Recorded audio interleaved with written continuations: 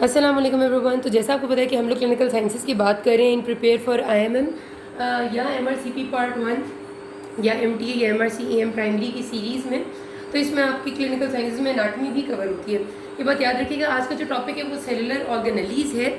Cellular ऑर्गेनेलीज़ हर किसी को बहुत बेसिक टाइम से ऑलमोस्ट मैट्रिक यानी 10th ग्रेड के टाइम से आती हैं, यानी ये बहुत ही पुरानी चीज़ है।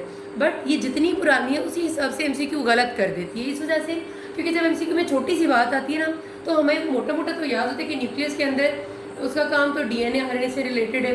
गोल्गी ऑपरेटर्स का काम था चीज़ों को सेल से बाहर भेजना, लेकिन उसकी जो पर्टिकुलर अंदर की चीज़ें हैं वो हम भूल चुके होते हैं, क्योंकि उनसे हमारा रोज़ का वास्ता नहीं पड़ता।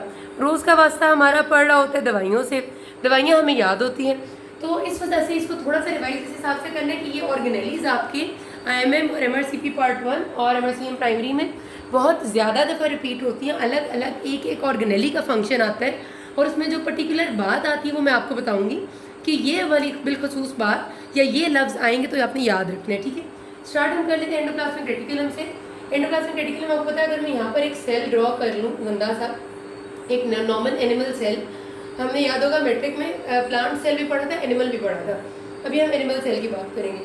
तो सेंटर में न्यूक्लियस होता है, इसके साइड पे बहुत सारा एंडोप्लाज्मिक रेटिकुलम होता है, ऐसे ऐसे बेतहाशा, और इसको दो पार्ट में डिवाइड करते हैं। स्मूथ एंडोप्लाज्मिक रेटिकुलम जिसके ऊपर राइबोसोम्स नहीं होते, एंड रफ एंडोप्लाज्मिक रेटिकुलम जो राइबोसोम्स वाला होता है। जल्दी जल्दी करूँगी, ठीक है, डिटेल में नहीं जाऊँगी।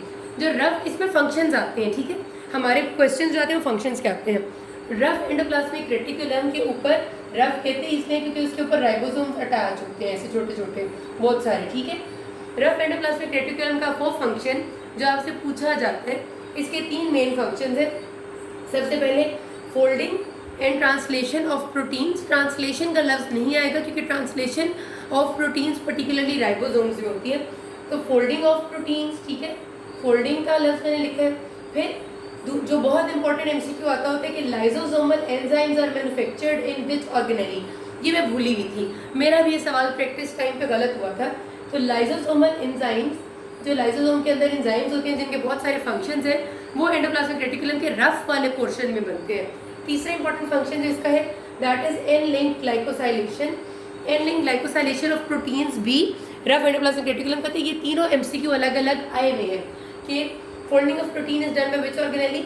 वो सिनेरियो बना देते हैं लंबा सा। वो कहते हैं एक मरीज आया था, उसको एक बीमारी थी, बीमारी में पता चला कोई लाइसोसोमल डिसऑर्डर था जिसमें लाइसोसोमल एंजाइम्स डेफिशिएंट थे।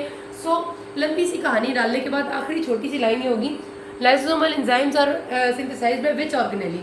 जब आप ऊपर से नीचे पढ़ते आते हैं ना तो आपकी कंसंट्रेशन लूज हो जाती है। आखिरी लाइन उसमें सिर्फ ऐसी थी जिसने सवाल किया था, पिछली सारी बकवास थी। तो याद रखेंगे, अगर आपको फिंगर टिप से बातें याद होगी तो वो आखिरी लाइन में जब आपसे लाइसोसोमल एंजाइम्स का पूछेंगे तो आप गलत नहीं करेंगे और सीधा रफ एंडोप्लाज्मिक रेटिकुलम पे जाएंगे। ये रफ के फंक्शंस थे, यहाँ तक रफ के फंक्शन खत्म होते हैं। जो रफ एंडोप्लाज्मिक रेटिकुलम में सेल्स रिच है, यानी जिनके पास बहुत ज़्यादा है, उसका एमसीक्यू जो आता है वो प्लाज्मा सेल्स है। प्लाज्मा सेल्स वो वाले सेल्स जिनने बी सेल्स बनाने होते हैं, जो आपकी इम्यूनिटी में बहुत इंपॉर्टेंट है। तो plasma cells are rich in rough endoplasmic reticulum. इसके अलावा पेनक्रियाटिक सेल्स, गॉबलेट सेल्स भी होते हैं, लेकिन प्लाज्मा सेल्स का एमसीक्यू 2 से 3 दफ़ा आया हुआ है। फिर आगे स्मूथ एंडोप्लाज्मिक रेटिकुलम। तो आपको पता है कि इससे स्टीरॉइड या लिपिड सिंथेसिस करनी होती है। इसका सवाल आया हुआ है कि कौन से सेल्स रिच हैं रफ स्मूथ एंडोप्लाज्मिक रेटिकुलम में। तो एससीआर में जो मेन सेल्स इन्वॉल्व है, याद रखना है, जहाँ जहाँ पर आपका स्टीरॉइडल हार्मोन सिंथेसिस हो रही है वो सेल्स है। सबसे पहले आपने नाम लेना है ओवरीज, टेस्टिस, फिर आपका एड्रीनल कॉर्टेक्स। एड्रीनल कॉर्टेक्स में कॉर्टिसोल बनता है, ठीक है, which is steroid, adrenal cortex आ जाएगा। और ये आपका एमसीक्यू आता होता है, ठीक हो गया। जिन जिन में आपका स्टीरॉइड सिंथेसिस हो रही है वहाँ वहाँ ये ज़्यादा होगा। एक ऐसी चीज़ जहाँ स्टीरॉइड डायरेक्ट नहीं हो रहा लेकिन इसे स्मूथ एंडोप्लाज्मिक रेटिकुलम ज़्यादा है, वो हेपेटोसाइट्स है। हेपेटोसाइट्स से बहुत सारे स्टीरॉइड्स के काम है। तो हेपेटोसाइट का एमसीक्यू अलग आया हुआ है, ओवरीज टेस्टिस का एमसीक्यू अलग आया हुआ है। ये याद रखना, ये सेल रिच है स्मूथ एंडोप्लाज्मिक रेटिकुलम में। अगली ऑर्गेनेली पे आते हैं न्यूक्लियस। सबको पता है ये सेल के सेंटर में होता है, बहुत इंपॉर्टेंट है, सारा सेल इसी के अंदर होता है। इसका जो फंक्शन बहुत ज़्यादा आया हुआ है वो एक तो डीएनए का आरएनए इसके अंदर होता है, डीएनए सिंथेसिस, आरएनए मेंटेनेंस। और अगला जो बहुत इंपॉर्टेंट काम है वो है स्प्लाइसिंग। स्प्लाइसिंग का मतलब ये है कि जब भी डीएनए बनता है तो उसके अंदर आपको पता है कि इंट्रॉन्स और एक्सॉन्स होते हैं। ये पुरानी बात थी, इंट्रॉन्स वो वाले पोर्शन होते हैं जिनको बीच में से निकालना होता है और एक्सॉन्स को जोड़ना होता है। तो वो जो काटने पीटने का काम है वो न्यूक्लियस करता है। ये एमसीक्यू बहुत दफ़ा आता है कि ये वाला जो काम है स्प्लाइसिंग का ये कौन करता है, तो ये हमारा न्यूक्लियस करता है। फिर अगली चीज़ आती है कि राइबोसोम। राइबोसोम का फंक्शन बहुत सिंपल है, सादा है, ट्रांसलेशन ऑफ प्रोटीन्स, ठीक है, सिंपल ट्रांसलेशन, इसके अलावा कोई लफ्ज़ इससे मुताल्लिक नहीं है। माइटोकॉन्ड्रिया से सिर्फ एक ही तरह मुताल्लिक एमसीक्यू आता है कि इसके पास सर्कुलर डीएनए है। हमारा नॉर्मल डीएनए सर्कुलर नहीं होता, हेलिक्स होता है, आपको पता है ऐसे होता है ये जो नॉर्मल डीएनए है।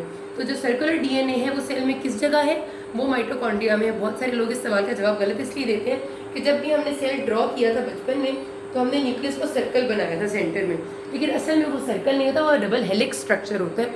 तो प्लीज़ ये बात याद रखिएगा कि सर्कुलर डीएनए माइटोकॉन्ड्रिया में होता है, normal DNA is not circular. अगला सवाल गोल्जी का है। गोल्जी ऑपरेटस एक ऐसी ऑर्गेनेलिटी जो यहाँ पर कहीं पड़ी होती है, ऐसे ऐसे ऐसे ऐसे करके, इसका काम होता है सेल से बाहर जो चीज़ें ट्रांसपोर्ट होनी है उनको देखना। इस एमसीक्यू आता है कि जो भी चीज़ें गोल्जी ऑपरेटस में मैनो 6 फॉस्फेट के साथ लग जाए उनने कहाँ जाना होता है, उनने जाना होता है लाइसोसोम्स में, ठीक है। मैनो 6 फॉस्फेट मॉलिक्यूल्स इनमें ऐड होता है गोल्जी के अंदर, जिन सब्सटेंसेस में वो लाइसोसोम्स में जाते हैं, ये उनका पाथवे डिस्टेंड हो जाता है।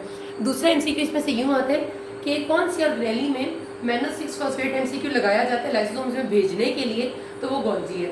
ये एमसीक्यू बेतहाशा दफ़ा आया है, इसे याद रखिएगा। अगला सवाल ऑर्गेनेली आ जाती है लाइसोसोम। लाइसोसोम का आपको पता है कि break down of large proteins plus polysaccharides, ठीक है, ये याद रखना है बस, बहुत आसान है। लार्ज प्रोटीन एंड पॉलीसेकेराइड्स इतना आसान सा फंक्शन है। जब भी लार्ज प्रोटीन और पॉलीसेकेराइड का नाम आएगा तो हमेशा लाइसोसोम है।